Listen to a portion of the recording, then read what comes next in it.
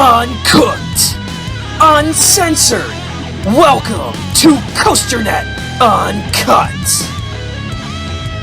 What's up, Ride Warriors? We are here at Cedar Point for Steel Vengeance Media Day. Now, Danny, we've been talking about this ride forever. It feels like forever. It feels like forever because not only did we have the announcement back in August, but we've also had the whole lead up to the announcement as well with the teasers. And all the speculation that even came before the teasers. I mean, when you think about it, you know, we're here on Media Day riding this ride for the first time, but really the story of the transition from Main Street to Steel Vengeance is kind of like a 3 or 4 year story. Absolutely. So I don't know. We should start at the beginning, right? Well, we should start at the beginning, and you know, we have said a lot about Steel Vengeance over the last few months and years because really it started with the closing of Main Street. Yeah. And I think everyone knew that this was going to be the ultimate result. The question was what type of RMC would we actually get? Would we get something more akin to New Texas Giant, which I'm not a fan of, or would it be something more like a Goliath or Lightning Rod? That, granted, those are ground up woodies, that's different. But, you know, it's for both of us, it's been a mixed bag with RMCs, so we didn't quite know what we were going to get. Yeah, I mean, you know, you and I have been very vocal over, you know, the last couple of years about the different RMCs. I tend to enjoy them a little bit more than you do in general. I mean, the only one that I'm really not... Lift feels loud. How about It's a really... So we picked this one. We've been very vocal about the RMCs in general. You know, Storm Chasers, I'm really not afraid. You know, isn't quite big enough, isn't quite fast enough, isn't quite the tips enough all the way through us. And then we have Hold on, I want to take it in. Ladies and gentlemen, let me tell you that the fog today has added to this experience. Oh, our first ride was in pitch black, Yeah. and we still had the orange lights coming up. It was an orange type buff. It was our first ride, and we got in the back row for the first ride. Our first ride was. So anyway, so go back to you were talking about the other. That is one of the most surprising parts of the ride. We'll talk about that a little later. But so, you know, we had Storm Chaser is kind of the one that you and I kind of agreed, you know, wish it was bigger, wish it was faster, wish it had more to it. Then we've got the ones that we both kind of universally, you know, between the two of us agree on that are spectacular rides. Lightning Rod, Goliath, Outlaw Run, Iron Rattler, you know, those types of rides. Yeah.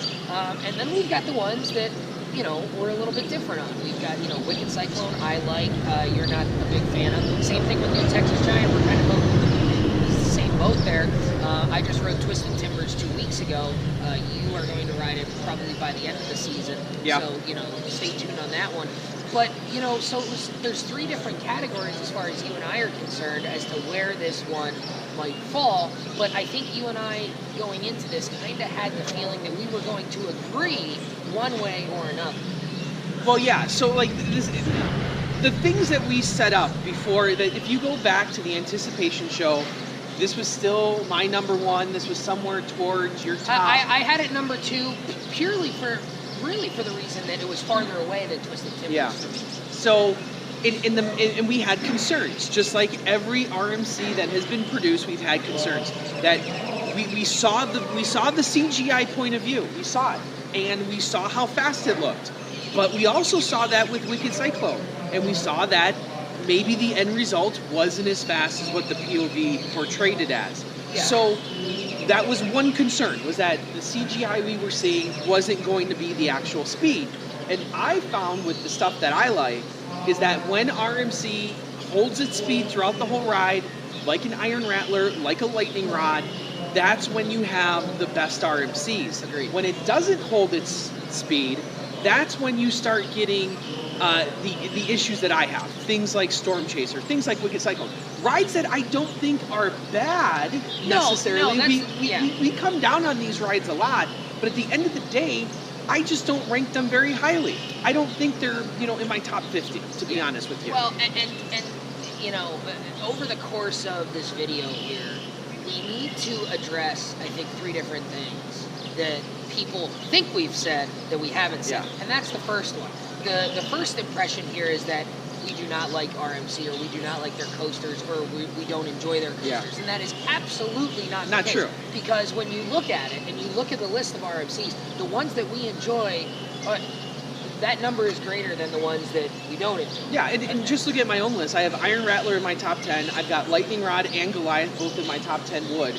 So obviously the assumption that I don't like RMC is not true. No, and I, the ones that we agree on Storm Chaser, we've been through that, but New Texas Giant and Wicked Cyclone are the two we kind of disagree upon, and those are ones that I have very high. I just rode Wicked Cyclone 3 days ago, and very much enjoyed my rides on Wicked Cyclone.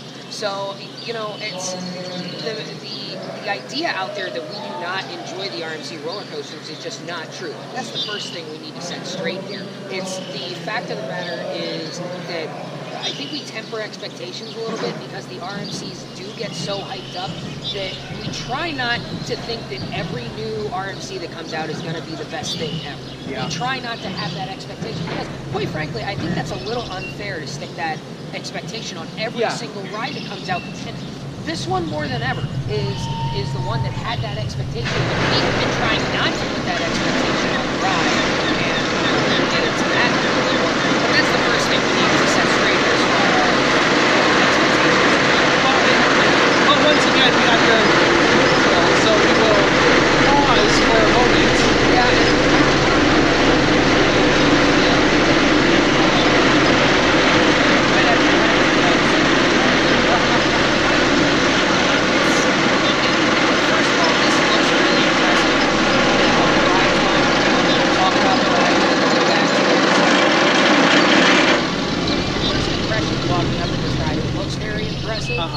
It looks very large. Obviously, it's bigger than Main Street was.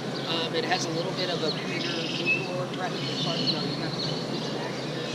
We're going to talk about this element here when we get into that. That's really something. Yeah. That element's really something. So, where should Well, I think the second point then is that we kind of said that this wasn't going to be good. That I think that's been an impression, and I don't think that's true either. That we said that this ride, like all the other RMCs, if it slows down at the end, if it peters off, then that's when this ride could have issues. Yeah. And let me assure you right now that this ride does not have those issues. No, it does not. No. And again, we're talking about some of the things that we've said over the past several months and what people think we've said, because there's a difference there. You and I said from the very beginning, we said, this ride looks amazing, it looks fantastic. If it holds its speed all the way through the course, it will be fantastic. Yeah. We said if it doesn't, it could potentially have the same problems that Storm Chaser has, the same problems that maybe a ride like Wicked Cyclone might have towards the end of the ride. A ride like New Texas Giant slows down at the end, doesn't finish the course with a whole heck of a lot of speed. It's got a lot of flat parts at the end that don't do a whole lot of up and down action towards the end of the ride. And that's an issue that you have with it and some other people have with it. So we said if it has those type of issues, then it runs the same risk of maybe having that impression on some people. But we have always said, and I dare you to go back and watch the videos, and many, many times we have said, if the ride holds its speed all the way through, it has the potential to be one of the best steel coasters in the world. And we'll stop short of burying the hatchet, but we'll say at least that it does hold its speed all the way through. And I will say that it is in contention for best steel coaster in the world. Sure. And we'll get into that We right will now. get into that, and that absolutely is. So those are the first two things. The fact that we don't like RMCs, which is not true, and the fact that we thought this ride would not be good, which is also not true, because I think we fairly tempered expectations. Again, I think it's unfair to the park and also RMC to put the expectation on a ride that it needs to be the best roller coaster in the world. Because even if it's the second best coaster in the world, that becomes a disappointment by definition and doesn't live up to expectations. When you put that expectation on a ride, you give it no opportunity to exceed your expectations is the problem. And I think that's something you and I have done and said, you know what? it probably will be one of the best roller coasters in the world. We're not going to go out on a limb and say it's going to be the best out of the box, you know, because everyone's been saying, oh, this is going to be the best coaster in the world. We haven't really been saying that. And I think it's more because you and I are in the camp that we're not going to talk about a ride being in contention for being the best coaster in the world until we've ridden it and can say so ourselves. We've ridden it, and now we can have that discussion. Well, and I think that's what we're going to move into here. That, you know, coming in this morning, we kind of looked at the stuff going on and saw the test runs and said, hey, you know, the thing's looking like it's moving pretty fast. Yeah. Well, and that was the turning point. That was another big point I wanted to hit on here is we kind of had the tempered expectations, especially with Twisted Timbers opening first. There were some initial concerns that ride wasn't going fast. It valleyed at one point, you know, 2 weeks after it opened. And we said, you know what, this could be a problem. And then everything, and I'll tell you where things changed for me, and I think it changed for you too, because we talked about this. Two and a half weeks ago, when the video, the Steel Vengeance Scoop video came out, where Jason McClure and Tony Clark got on the ride, and we got to see point of view footage, we got to see reverse point of view footage, and that is the point where I said to you, wow, this ride looks like it's holding its speed pretty good. This ride looks like it's really good. Maybe our concerns aren't actually going to be concerns when we ride this ride in a couple weeks. And that was the turning point for me where I started getting really, really excited. And that's the thing about it, is when that video came out and we saw how the train rolled through the brake run and we saw how the train maintained its speed throughout the entire ride. And let me say that even the excitement that I had watching that video doesn't even come close to that first ride that we had. No. Because that first ride that we had was out of this world amazing. Now, we got here at 5 a.m. First train out, foggy, a little bit wet, just a slightly bit wet. And let me tell you that the maneuvers on this ride, you've seen them on the POV, you've seen them in the CGI, you've seen them all over the place. But let me tell you that you are not ready. You are not ready until you actually have ridden it and actually have experienced. The first drop's nice. The first drop's a nice first drop. Excellent. That's not something that I think is out of what you've experienced in the past. No. But everything after that, I think, is a unique experience, especially the next two hills with those overbanked outer turns. That completely take you out of your seat. And then on top of that, this element right here that you can see once again, when you get to this element,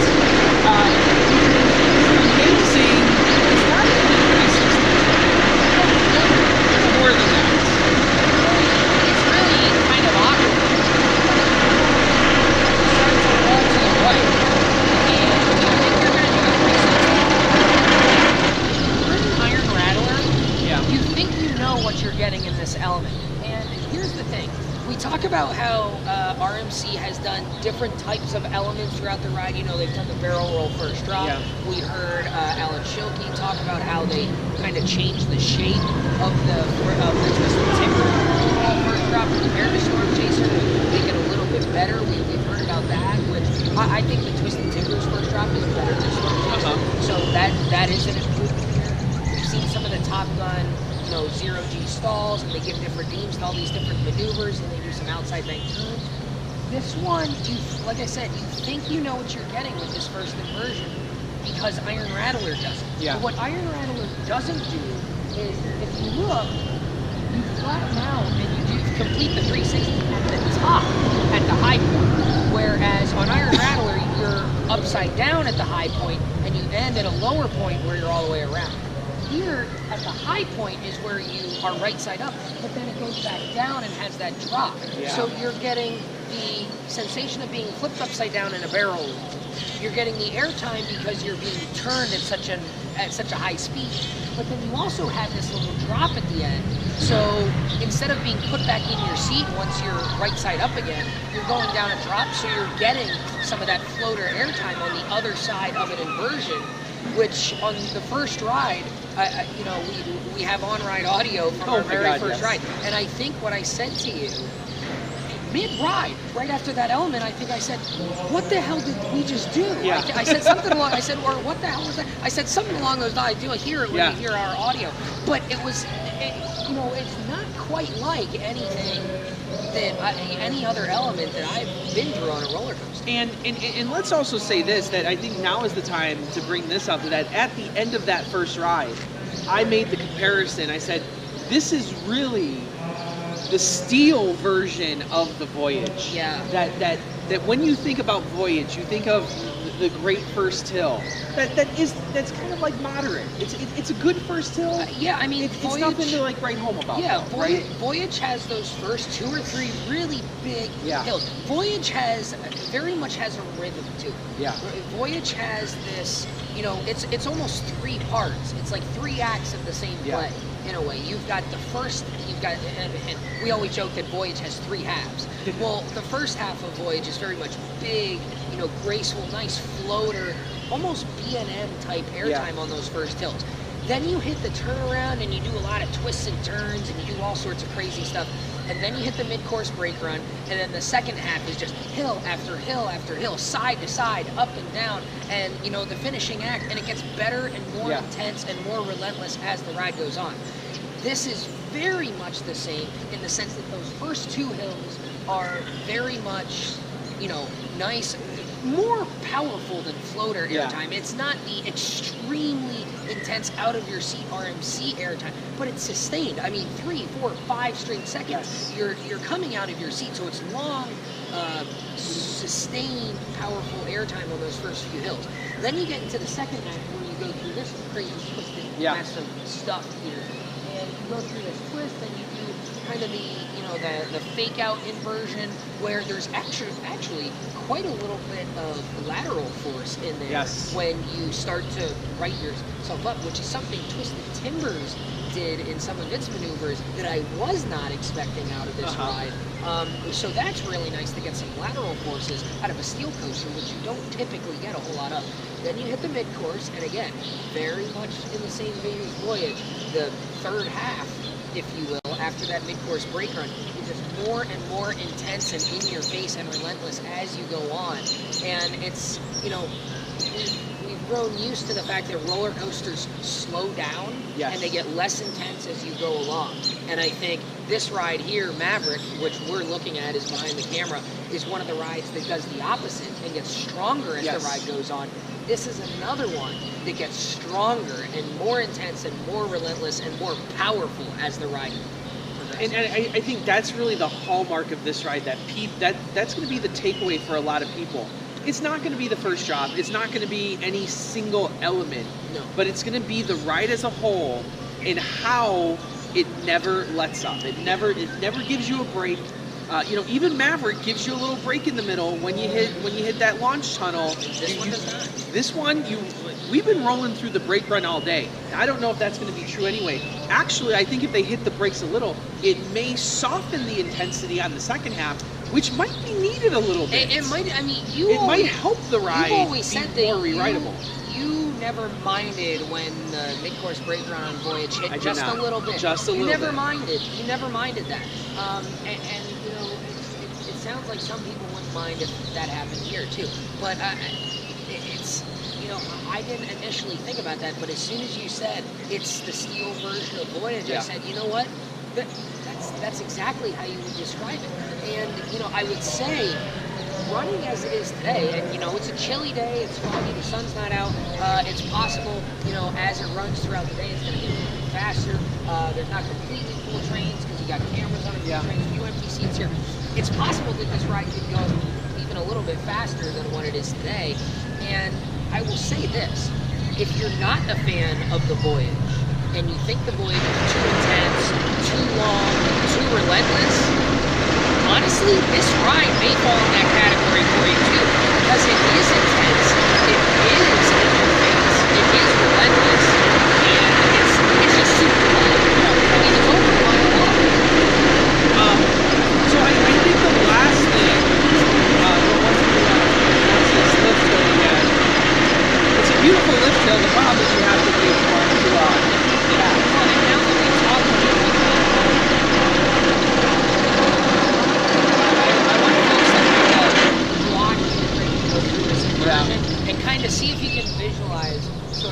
what I'm talking about. And you'll notice how when the ride comes up, it's right side up at the top of the element, as opposed to when it gets down below, like it's level closer. So right side up there. Yeah. So it's really a fascinating tune that they came up with, and it looks really awkward. It looks really straight. But it's so smooth when you go through it, and I think that's the other thing too. Is the whole ride is butter smooth too. It's smooth as ice, as I said on the newscast. We've been picked up by a couple, newspapers, TV. So, Danny, I know you're not prepared to make this call, but I am prepared to say, and I'm not prepared to make a final determination yet. But I will say this: that my top 5 right now are Raptor, Maverick, Fury, Skyrush. I forget the fifth, probably Millennium. Right now, I have to say that Steel Vengeance is in the top 5. I'm going to go as far as to say that Steel Vengeance is better than Fury. That this ride's not going to be for everyone. I understand that. No. I understand that some people are going to dislike the intensity of this ride. I do not. I like the intensity of this ride. I think this is what roller coasters should be, and I think that this Fury's a fine ride. Fury's an amazing roller coaster. I think this is better than Fury. Where I struggle is it better than this ride right over here? And I'm struggling with that. Can we get Tony Clark and the crew to fire up Maverick? Yeah, can we get this one? I need a side by side, because this one I think has a good pace to it. Yeah. That it's graceful, that it's intense when it needs to be, it's graceful when it needs to be. You get the break in the middle with the awesome launch after that. Yeah. I'm sure this year with the addition of all the new theming inside, maybe not new theming, but the return of the theming inside, I think it's going to make that launch tunnel even better and more exciting. So I still struggle with saying that Steel Vengeance is better than Maverick. I may lean towards that side though. If you came up to me and said that Maverick is better, I'd be like, fine. If you came up to me and said that Steel Vengeance is better, fine. I'd be like, fine. Yeah. If you came up to me and said Storm Chaser is better, I'll tell you to go home. Yeah. So. No, I think that's kind of the point here. And again, you and I have always made a big deal about the difference. Even with the Thrilling 32, we like to make the distinction between favorite and best, because best implies that there's some objective way to grade these.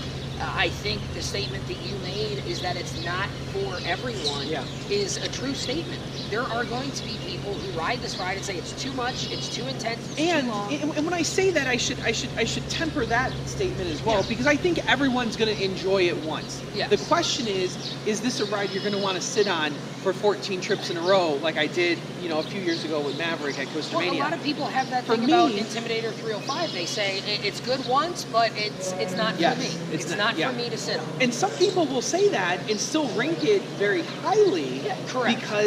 Because they can't rewrite it, some people don't value rewriting as highly as other people. Yeah. Where I'm more about, if I can get one amazing ride on a ride, I love it. Yeah. Okay, I don't need to sit on it all day long to like it.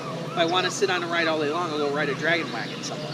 Well, yeah. Or yeah, Gemini, which I have done. So, to your point there, I came in and I said to you last night, when we were talking on the phone as we were both driving out here, I said, in order for this to be a success, I need this ride to be in my top 10 Steel Coasters. Yeah. Because I've got some RMCs that are close, top 15, top 20.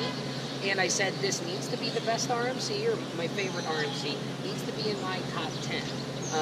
That was my expectation, is I need a top 10 roller coaster at this. And something I can say that I think a lot of people will not be able to say, because they haven't put the expectation on this ride that gives them the opportunity to say this ride has exceeded my expectations. And I wasn't expecting it to be the best coaster in the world. Maybe it is. But it has exceeded my expectations, what I wanted to get out of this ride. It's a fantastic ride, and I've ridden it, 6 times already? 6 times. In a bunch of different seats. It performs in every seat. Very small differences, but for the most part, you're getting the same sensations. I will say that I think it's way more intense. Maybe not way more. It is definitely more intense in the back row. Yeah. And we haven't sat in the front row because the front row's been closed off for media stuff. But I think it's way more intense in the back row.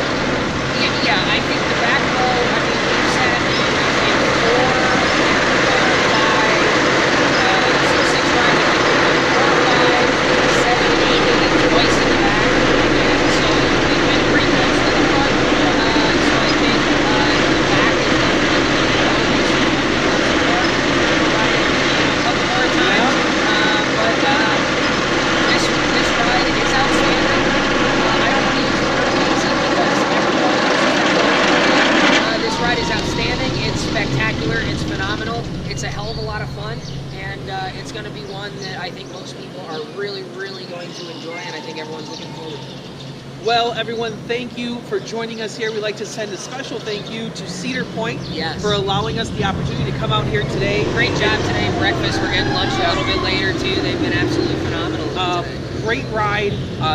Definitely come on out here to Cedar Point to ride this. This is one that people are going to be talking about and debating for a very long time. And get in early on this debate. Yeah. Come and ride it the first year. Come and ride it this year at Cedar Point, because you'll be able to talk about it with all your friends, definitely. Absolutely. So as always, I'm of course Andrew Barczyk from Chicago, Illinois. And Danny Miller all the way from Binghamton, New York. And as always, ride on, Ride Warriors. See you next time, guys.